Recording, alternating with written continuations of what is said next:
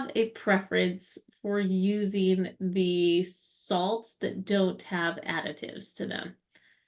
Interesting to me, and I really don't know if we know all the benefits of that, but there are, and silica and just how that lays down in the kidneys and potentially what that can do. Hi everybody, welcome to the Kidney Coach YouTube channel. I am naturopathic Dr. Fiona Chin, co-founder of the Kidney Disease Solution, Kidney Coach Kaigenesis, and I am joined again today by the wonderful, fabulous Jessiana Seville. If you haven't seen Jessiana before, she is the director of Kidney Nutritional Institute and the head renal dietitian there. Jessiana has been in the field for a long time. She often speaks at educational events, training nephrologists and other renal dietitians about all things diet and renal function. She's quite the expert in the field, and she's been on our channel a lot for a very good reason. So Jess, thank you. Welcome back to the channel. So for people out there listening to this, they go, okay, Jessiana, tell me, can I use Himalayan salt and pink salt and sea salt? Like, is there a difference between my salts, and is that okay? this is really controversial in the conventional world for sure, with dietitians. I do have a preference for using the salts that don't have additives to them. So I do have a preference for those salts, and some of those salts that are and I mean, there's a lot of marketing around salt too, just to be fair, probably as much as supplements. But Yes. a really good salt actually will have this is probably not exactly the term, but it'll have this micro mineral profile that's really interesting to me. And I really don't know if we know all the benefits of that, but there are these micro minerals, these minerals that maybe we don't like focus on so much, that I do still think makes a difference. So I think it's a great idea to use, like a Himalayan salt, or I know a really popular one is the Real Salt that's mined out of Utah, if you're in the States.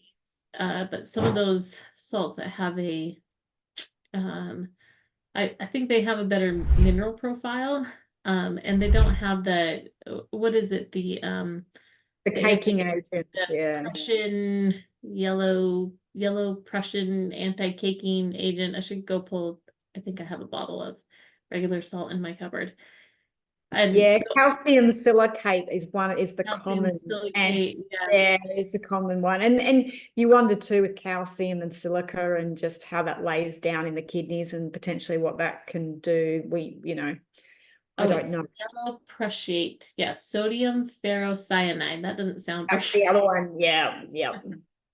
When they crystallize it, cyanide sounds bad no matter what. I'm sure that's a different form, but still, yeah. So those are some things to think about. The downside of that, to also be fair, is that if you've switched all your sodium out of an iodized salt in the processed or the regular salts, table salts, they often have iodine added to them, and you don't get the same amount of iodine from regular, like Himalayan salt, sea salt, whatever. I have some patients that cut down their salt and they switch to like a Himalayan salt, and they haven't added iodine in any way. A lot of times we'll use sea kelp or something like that, like some sort of a sea item to add iodine in. You don't need very much, but if you don't have any, iodine's a real essential nutrient for thyroid. And so Yeah.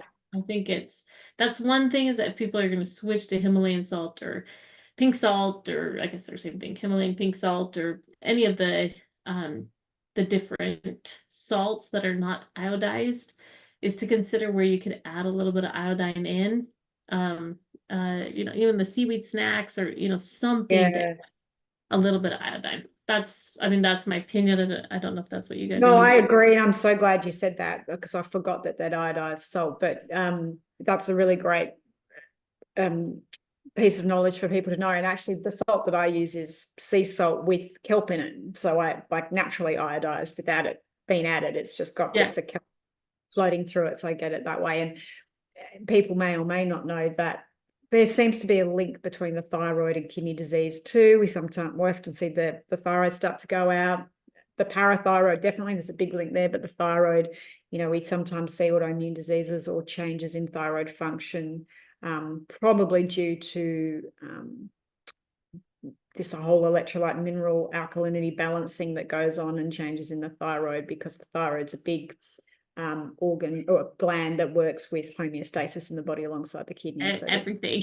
yeah, it regulates the lot. So yes, adding iodine via seaweed kelp and just cooking with it is paramount. So I'm glad you mentioned that. If you want to know more about what Jessie Anna and her team do at the Kidney Nutritional Institute, kni.org. I'll put the website link below. If you want to know more about what we do, head to www.kidneycoach.com. You'll find us on Facebook and Instagram under those handles as well. Make sure you hit subscribe and like, that way you will get notified anytime we put up more content. And if you have questions for Jessie Anna, or there's certain topics that you want us to cover, please put it in the comments below and we will make sure that we add it to our list of videos and podcasts to create. Jessie Anna, thanks again for your time, as always, your expertise and your knowledge. Always appreciate you. And for everybody listening, thanks for being part of our community. We look forward to seeing you next time. Bye. Okay, we'll see you. Bye-bye.